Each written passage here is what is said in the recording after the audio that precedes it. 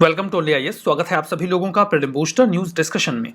आज 1 जून 2022 है, तो आइए देख लेते हैं कैसे कौन से इंपॉर्टेंट आर्टिकल्स हैं जो आज हमें कवर करने हैं। हमारा फर्स्ट आर्टिकल परम अनंता के बारे में है। ये एक state of the art super computer है।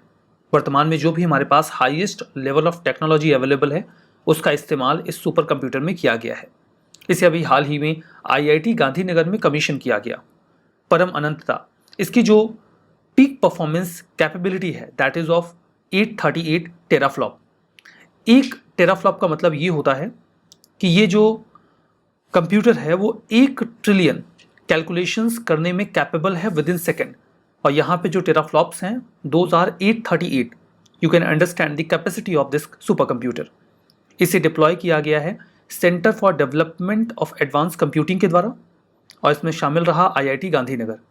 NSM का फेज 2 चल रहा है, नेशनल सुपर कंप्यूटिंग मिशन, जिसके तहत भारत में 75 सुपर कंप्यूटर्स का एक पूरा ग्रिड तैयार करना है, जहां पर हम हायर इंस्टीट्यूशन या एकेडमिक इंस्टीट्यूशंस को रिसर्च विंग्स को कनेक्ट करेंगे सुपर कंप्यूटर्स के थ्रू। जो टेक्नोलॉजी इस्तेमाल की गई है that is direct contact liquid cooling technology. इससे फ़ायदा ये होता है कि ये पावर की कंजम्पशन को थोड़ा रिड्यूस कर देता है और इससे जो सुपर कंप्यूटर की इफिशियंसी है वो थोड़ी बढ़ जाती है। कई तरीके के एप्लीकेशंस यहाँ पे इन्वॉल्व किए गए हैं। Just have a name like weather and climate, bioinformatics, computational chemistry, molecular dynamics, material science, computational fluid dynamics, इन सभी को इस सिस्टम में इंस्टॉल किया गया है। परम अनंता इंडिया का 15th सुपर कंप्यूटर है जिसे अभी हाल ही में इंडक्ट कर दिया गया। तो मतलब टोटल इस मिशन के तहत India now has 15 super computers. इसकी कैपेसिटी को अगर हम कैलकुलेट कर ले तो टोटल जो सुपर कंप्यूटर्स हैं उनकी जो कैपेसिटी है वो 24 पेटाफ्लॉप्स हो जाती है इन्हें कंबाइन करके। जैसे ये जो है ये 838 टेराफ्लॉप का है, तो जब ये 1000 टेराफ्लॉप हो जाएगा ना तो ये 1 पेटाफ्लॉप हो जाएगा। इन दैट केस आप समझ सकते हैं कि जब हम 15 सुपर कंप्यूटर्स की कैपेसिटी को ऐड करते हैं तो 24 पेटाफ्लॉप निकलता है। हमारा next article gen next democracy network के बारे में है। Indian council for Cultural relations ने हाल ही में 10 दिनों का एक प्रोग्राम चलाया जेन नेक्स्ट डेमोक्रेसी नेटवर्क के लिए। यहाँ पे देखिए समझ में आ रहा है ये जो प्रोग्राम है ये Indian council for Cultural relations के द्वारा कंडक्ट किया गया। यहाँ पे जो डेलीगेट्स आए वो 6 देशों से आए। Those were Ghana, Bangladesh, Peru, Nepal, Brunei और नॉर्वे। आप देखेंगे कि हर कॉन्टिनेंट से जो पार्टिसिपेंट्स थे वो यहाँ पर लगभग पहुँचे हैं। इन कंट्रीज से जो यंगस्टर्स थे वो इंडिया में आए। उन्होंने इंडिया के हेरिटेज, कल्चर और इंडिया की डेमोक्रेसी कैसे वर्क करती है इसके बारे में अच्छी तरीके से स्टडी करी, जानकारी इकट्ठा करी। अगर हम ICCR की बात करते हैं तो ये एक ऑटोनॉमस ऑर्गेनाइजेशन है जो हेडक्वार्टर्ड है न्यू दिल्ली में।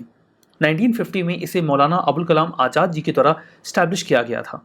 मैं आपको बता दूं कि मौलाना अबुल कलाम आज़ाद जी भारत के फर्स्ट एजुकेशन मिनिस्टर थे जब देश आज़ाद हुआ, तब की बात हो रही है। ये जो संस्था है ये इंडिया का जो कल्चर है इसे ग्लोबल लेवल पे ले जाने का प्रयास करता है और कई सारे देशों के साथ हम कल्चरल एक्सचेंज में इन्वॉल्व होते हैं। जो काउंसिल है वो इंटरनेशनल मिशन भी ऑपरेट करता है जहाँ पे ऐसे लोगों को भेजा जाता है जो इंडिया के कल्चर या हेरिटेज को रिप्रेजेंट कर सकें। इसमें डांसर, पेंटर्स, आर्टिस्ट हो सकते हैं। इसके अलावा ये जो संस्था है वो Jawaharlal Nehru award for international understanding को भी एडमिनिस्टर करता है। इस अवार्ड की शुरुआत 1965 में की गई थी और अभी ये जो अवार्ड है लास्ट टाइम 2009 में दिया गया था। हमारा नेक्स्ट आर्टिकल यूनिकॉर्न के बारे में है। यूनिकॉर्न एक माइथोलॉजिकल जीव है, एक हिरन जैसा जीव जिसका जिक्र हमें इंडस वैली सिविलाइजेशन में भी मिलता है। वहाँ के कई सारे कॉइन्स पर यूनिकॉर्न बनाया गया है। यूनिकॉर्न का मतलब यहाँ पर रेयरनेस से है, कुछ ऐसा जो बहुत रेयर है। चूँकि यूनिकॉर्न्स बहुत रेयरली इनका जिक्र भी मिलता है, वैसे ये मैथोलॉजिकल हैं तो इन जनरल भी दिखेंगे नहीं। इंडिया जो है इसने अभी 100 यूनिकॉर्न स्टार्टअप्स का एक फिगर अटेन कर लिया है और इसके बाद जो इनका टोटल वैल्यूएशन है वो $300 बिलियन के ऊपर चला जाता है। यूनिकॉर्न इस शब्द को फॉर द फर्स्ट टाइम इस्तेमाल किया गया था 2013 में एलिन ली के द्वारा। ये एक अमेरिकन वेंचर कैपिटलिस्ट हैं।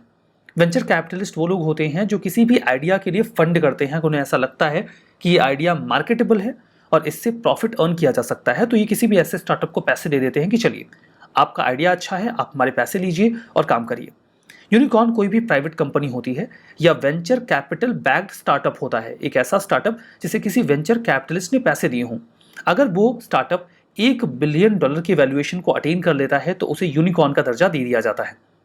जो वैल्यूएशन है यूनिकॉर्न का, इसका मतलब ये बिल्कुल नहीं होता कि उस करंट फाइनेंशियल परफॉर्मेंस जो उनका है उस ईयर का, उसमें ये वैल्यूएशन $1 बिलियन का दिखे, बल्कि it's all about growth potential.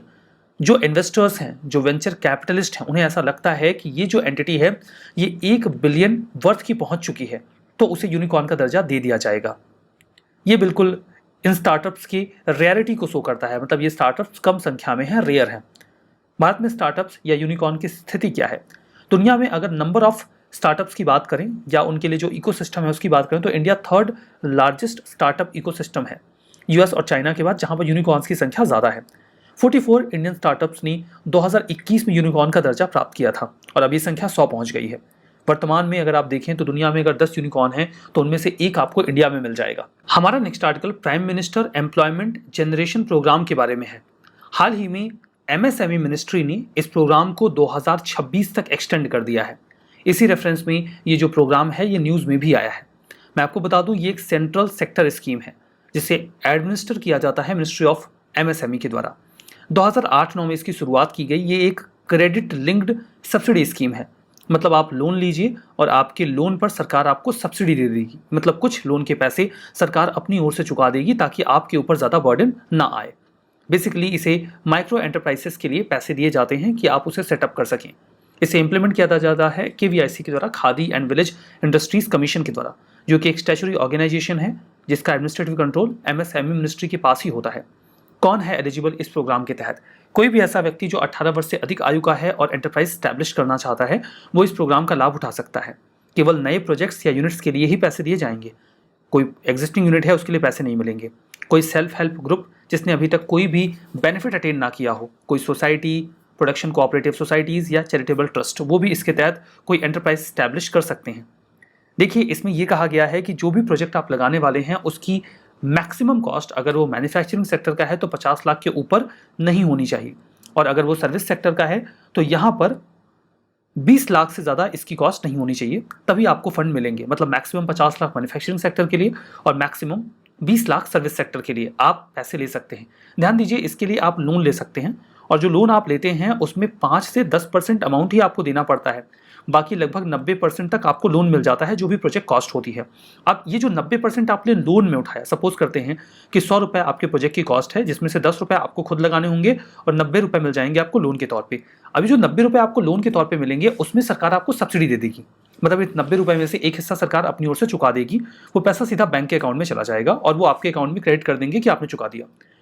Rural area में अगर कोई जनरल कैटेगरी का प्रोजेक्ट है तो उसका 25% सब्सिडी सरकार दे देगी, और अगर वो कोई स्पेशल कैटेगरी का प्रोजेक्ट है जिसमें schedule caste, schedule tribe, other backward classes या माइनॉरिटी के लोग इन्वॉल्व हैं, या वो नॉर्थ ईस्टर्न रीजन, हिल या border areas, transgender, physically disabled, north eastern region, aspirational और बॉर्डर डिस्ट्रिक्ट के एप्लीकेंट्स हैं, तो भी उनकी प्रोजेक्ट कॉस्ट में 35% की सब्सिडी मिल जाएगी।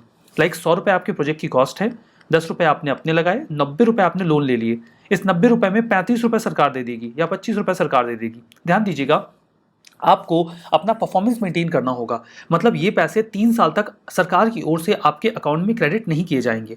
यहाँ पर देखिए, अर्बन एरिया की भी बात कर लेते हैं। अर्बन एरिया में जनरल कैटेगरी में 15% की सब्सिडी मिलेगी और स्पेशल कैटेगरी में 25% की सब्सिडी मिलेगी। एग्जाम्पलीफाई करते हैं, 100 रुपये का प्रोजेक्ट है, 10 रुपये आपने अपनी ओर से लगाए, 90 रुपये आपने लोन ले लिए। अब इस 90 रुपये में सपोज करते हैं कि रूरल एरिया में आप स्पेशल कैटेगरी में आते हैं तो 35 रुपये की सब्सिडी आपको सरकार दे देगी।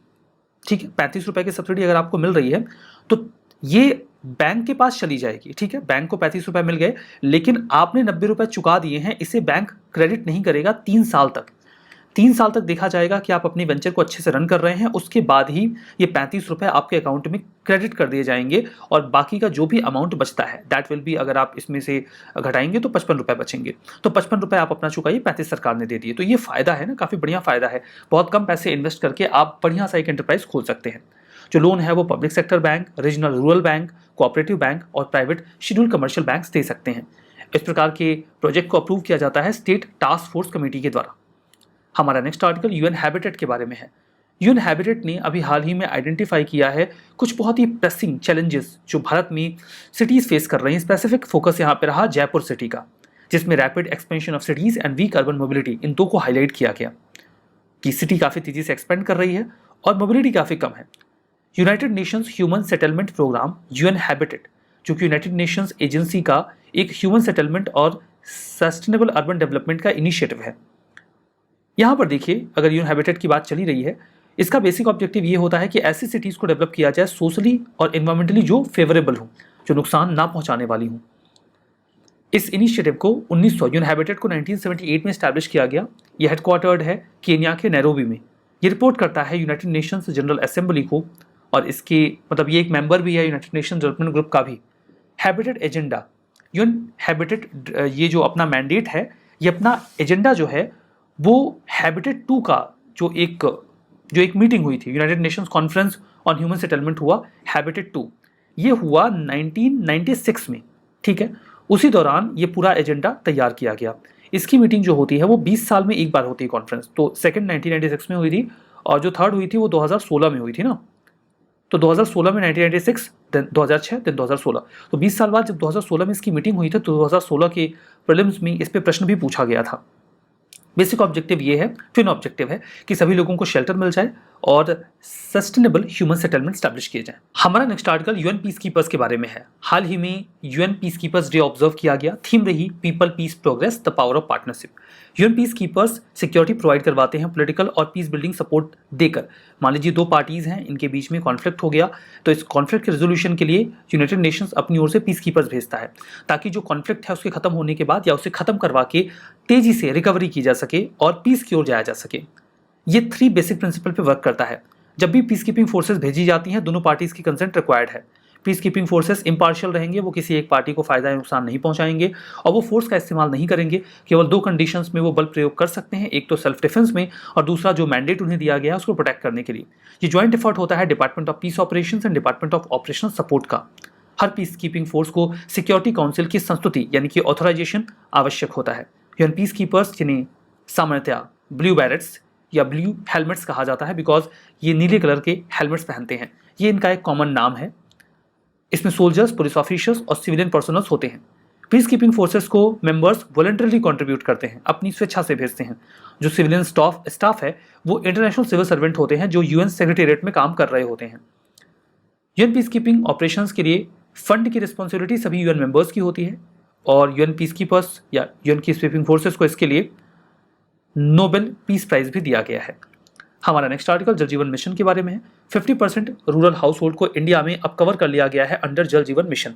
ऑब्जेक्टिव यह है कि 2024 तक हम पूरे भारत को इसमें कवर कर लेंगे। इसके तहत हमें 2019 में इस इनिशिएटिव को लॉन्च किया गया। हर घर में प्रत्येक व्यक्ति के हिसाब से 55 लीटर पानी देना है, that to functional household tap connection के माध्यम से, यानी कि टोटी के जरिए पानी आएगा। 2024 तक पूरा भारत इसमें कवर होना चाहिए। इसमें हम पानी को एक जन आंदोलन के तौर पे बना रहे हैं। मिनिस्ट्री ऑफ जल शक्ति का ये एक इनिशिएटिव है। यहाँ पे मिशन का इंश्योर करता है कि जो भी वाटर सप्लाई सिस्टम अभी है वो अच्छे से फंक्शन करे, या हम नए वाटर कनेक्शंस लगाएं। हम ये कोशिश करें कि जो पानी है उसकी क्वालिटी अच्छी हो। हम पानी को कंजर्व करने का भी प्रयास करेंगे। ड्रिंकिंग वाटर के सोर्सेज को ऑगमेंट करेंगे ताकि हमें पीने का पानी मिले भी। खाली टूटी लगा देने से क्या होगा, पानी जाना भी तो चाहिए। हमें ड्रिंकिंग वाटर के सप्लाई सिस्टम को बेहतर करना है और ग्रे वाटर को ट्रीट करना है। जो घरों से उपयोग के बाद गंदा पानी आता है उसे ट्रीट कर लिया जाए। यहाँ पे कुछ लोकेशंस को प्राथमिकता दी जाएगी, जैसे एक ऐसा एरिया जहाँ पर पानी खराब होता है, या सूखा वाले जो क्षेत्र हैं, डेजर्ट एरिया, सांसद आदर्श ग्राम योजना विलेजेस जो आते हैं, इन सभी को प्राथमिकता दी जाएगी। Schools, anganwadi centres, gram panchayat building, health centres, wellness centres और कम्युनिटी बिल्डिंग्स में जल्दी से जल्दी टैप कनेक्शंस लगाए जाएंगे। रिवीजन करिए। Param Ananta tactical surface to surface short range ballistic missile है, गलत है। ये एक सुपर कंप्यूटर है। India Council for Cultural Relations 1950 में फाउंड किया मौलाना अबुल कलाम आजाद जी ने, सही है। Prime minister employment generation programme central sector scheme है, सही है। यूएन हैबिटेट पेरिस के फ्रांस में हेडक्वार्टर्ड है, गलत है। केन्या के नैरोबी में है। यूएन पीस कीपर्स ये यूनाइटेड नेशंस जनरल असेंबली द्वारा ऑथराइज किए जाते हैं, गलत है। United Nation security council is the correct answer. आज का सेशन यहाँ पे समाप्त होता है। बहुत बहुत धन्यवाद।